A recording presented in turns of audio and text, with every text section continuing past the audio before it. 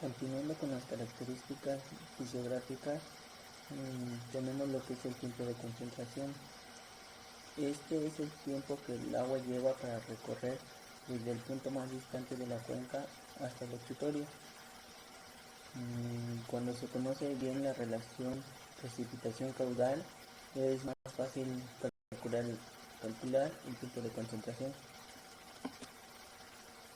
La siguiente característica es la jerarquización fluvial. La red fluvial puede ser clasificada según una jerarquía. Generalmente se utiliza más la jerarquización de Orton, ya que presenta una lógica bien definida. Se clasifican en canales de primer orden, que son los menores identificables y están caracterizados por drenajes intermitentes. También se clasifican en canales de segundo orden. Estos son formados por la confluencia o unión de dos canales de primer orden. La siguiente característica es la pendiente media y longitud del cauce principal. Esta es la pendiente media del cauce principal o corriente de mayor longitud dentro de una cuenca. Esta se mide desde su inicio hasta el sitio donde se ubicará la obra para proyectar. Las corrientes de longitud menor se consideran como tributarias al cauce principal. El siguiente es el coeficiente de escurrimiento de la cuenca. Mediante un método racional, infiere por la infiltración del agua al suelo y la relación del suelo que escurre entre la que precipita. Este coeficiente se determina por medio de características de la cuenca, como pueden ser su geología, su uso del suelo, el tipo de densidad y de la vegetación. Como podemos ver en la siguiente tabla, tenemos diferentes tipos de suelos, ya sean praderas o zonas pavimentadas, zonas residenciales, zonas comerciales, zonas industriales. Estas tienen como otra clasificación, y de acuerdo al tipo de suelo que tengamos en nuestra cuenca, tendremos que elegir si el coeficiente de escurrimiento, tenemos que elegir el valor ya sea mínimo o máximo. Este será el criterio de el que está a cargo del proyecto. Como siguiente característica tenemos el funcionamiento hidráulico del cauce principal. Este es el funcionamiento que presenta el caudal debido a los almacenamientos de agua, ya sean naturales o artificiales, o alguna otra obra hidráulica. Alguna obra hidráulica que puede influir en su comportamiento, y que estos deben de ser analizados detenidamente, ya que afectarán al escurrimiento. Como siguiente punto tenemos lo que son las características hidrológicas. Como primer punto, la característica de la precipitación. Esta, por lo general, se caracteriza por la intensidad de las lluvias en la cuenca y su distribución en el tiempo. Estos datos son determinados o obtenidos de estaciones pluviográficas y pluviométricas. Estos permitirán estimar los escurrimientos para que se lleve un correcto diseño de la obra, y de acuerdo con las tormentas y los periodos de retorno. Otra característica hidrológica es el escurrimiento. Por lo general se caracteriza por los gastos anuales medidos en estaciones hidrométricas, y permiten estimar los gastos que han de utilizarse para el diseño, en este caso, de un puente. A continuación les presentaré los métodos de análisis hidrológicos. Bueno, empezamos por el método empírico o por los métodos empíricos. Estos generalmente arrojan resultados poco confiables, y proporcionan el gasto de acuerdo a las características fisiográficas.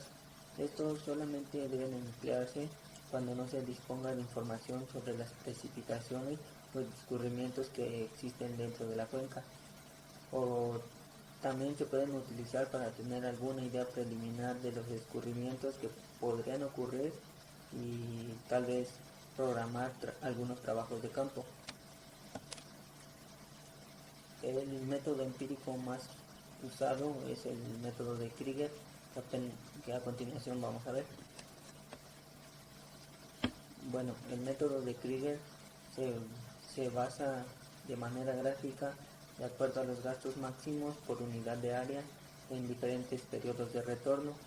Estos generalmente se miden en cuencas hidrológicas y como primer paso para aplicar este método se determina el gasto unitario, que va a estar en metros cúbicos sobre segundo sobre kilómetros cuadrados, ya que es por unidad de área, y la fórmula nos dice que es 0.2075 por un coeficiente adimensional que este dependerá de la región hidrológica por el área total de la cuenca. Esta área debe de estar en kilómetros cuadrados. El área se debe elevar a la 1.048. Siguiendo con este método, se calcula el gasto máximo mediante un periodo de retorno, y con los datos anteriores se calcula el gasto máximo, que será la multiplicación del gasto unitario que calculamos anteriormente por el área de la cuenca en kilómetros cuadrados. De la misma forma se calculan los gastos máximos de acuerdo a cada periodo de retorno, y estos se asientan en algún papel logarítmico y se elabora una gráfica de gastos máximos periodos de retorno según este método. Como se puede observar en la siguiente gráfica, aquí en este papel logarítmico se grafica el periodo de retorno. Esto se tiene que dar en años, y los gastos máximos, y se hace el trazo de una línea de acuerdo a los datos que se obtuvieron de los gastos y de acuerdo al periodo de retorno que se estableció. El siguiente método es el método racional. Como bien recordamos de hidrología, este es uno de los métodos más utilizados, y como primer punto tenemos que calcular el tiempo de concentración. Esto deberá estar dado en horas, y la fórmula nos dice que el tiempo de concentración es igual a 0.0662 por la multiplicación de la longitud del cauce principal dadas en kilómetros, y esta elevada a la 0.77 sobre la pendiente media del cauce principal.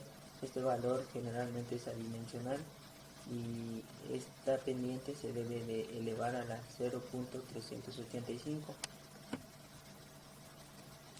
Con el tiempo de concentración en horas, o ya transformado en minutos, se entra a las curvas de intensidad, duración, periodo de retorno, estas obtenidas a partir de isoyetas, y se localiza la curva correspondiente al periodo de retorno establecido. Como se muestra en la gráfica de abajo, tenemos la duración, que es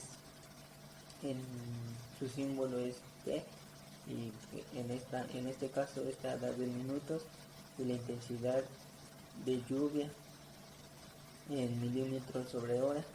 Este es un ejemplo, y tenemos que localizar de acuerdo al periodo de retorno establecido.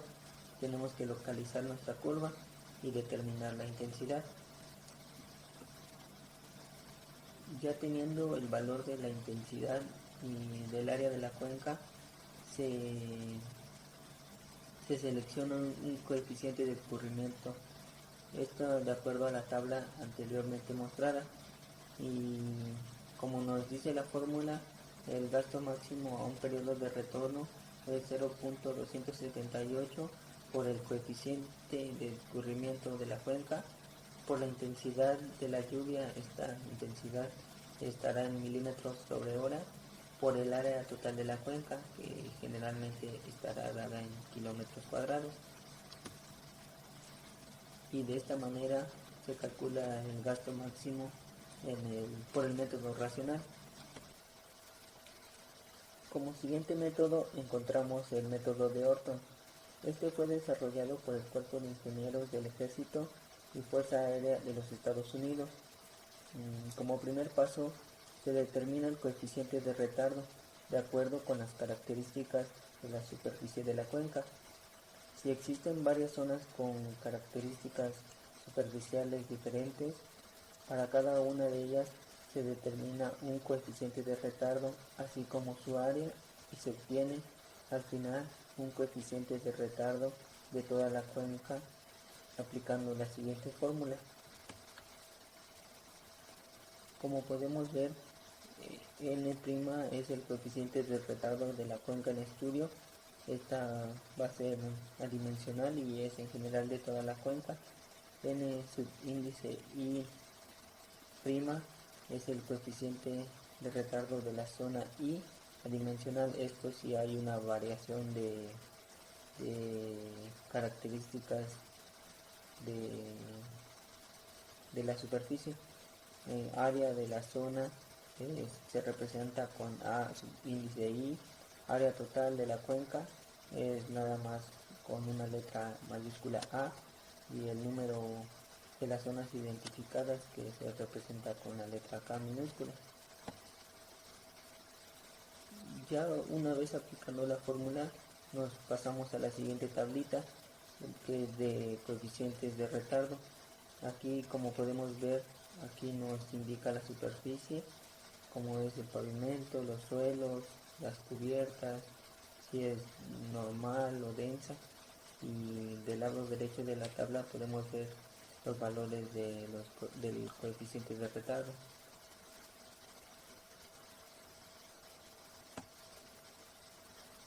Ya teniendo los valores del coeficiente de retardo de la cuenca y con base en la longitud, y ya una vez calculada la pendiente media del cauce principal, se determina la longitud equivalente del cauce.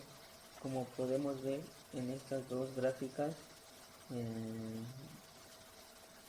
en la gráfica de la izquierda podemos notar que está la longitud efectiva y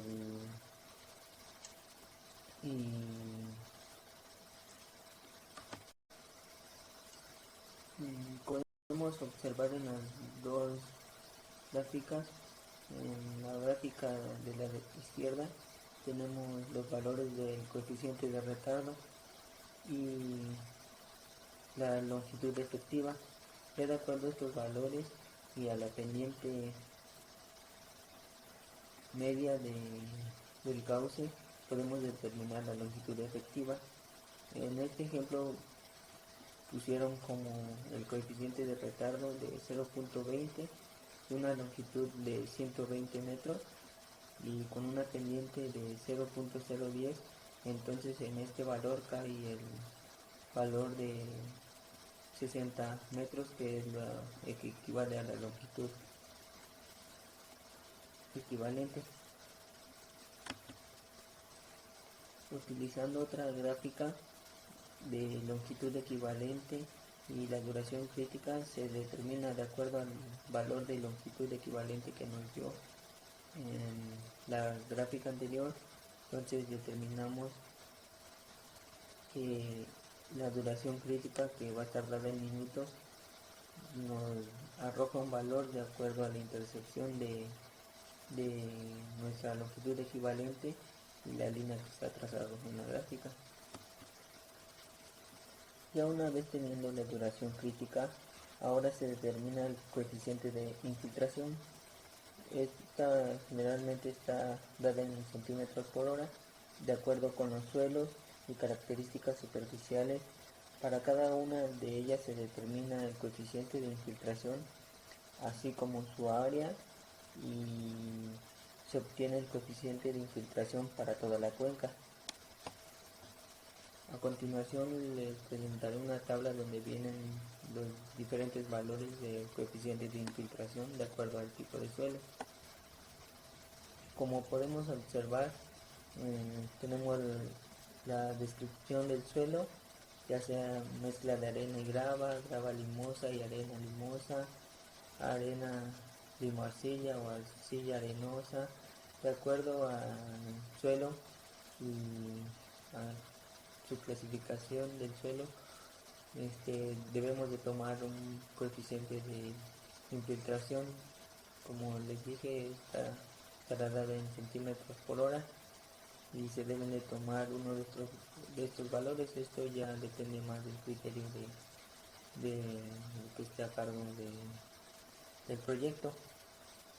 Como podemos notar, abajo hay una nota que dice que los valores de infiltración son para suelos sueltos, para compactos, que crecen entre 25 y 75%.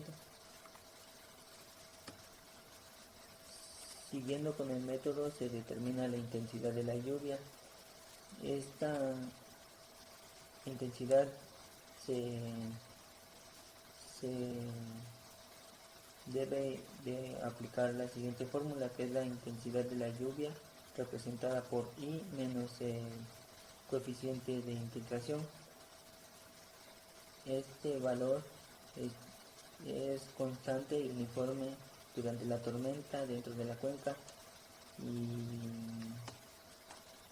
este valor lo determinamos ya que posteriormente se aplica una fórmula para ya determinar el gasto. Como podemos observar, en la siguiente fórmula se calcula el gasto unitario de la cuenca. Ya determinamos la intensidad en exceso de la precipitación, la duración crítica, el coeficiente de retardo de la cuenca, la longitud del cauce principal, la pendiente. Estos valores ya los determinamos mediante fórmulas y ya nada más sería cosa de aplicar la ecuación. Como podemos observar, ocupamos la tangente hiperbólica ya para calcular el gasto unitario de la cuenca. Ya teniendo el gasto unitario de la cuenca, procedemos a calcular el gasto con periodo de retorno. Esto no es otra cosa más que la multiplicación del gasto unitario para el periodo de retorno establecido por el área de la cuenca. En este caso se tiene que dar el área en hectáreas.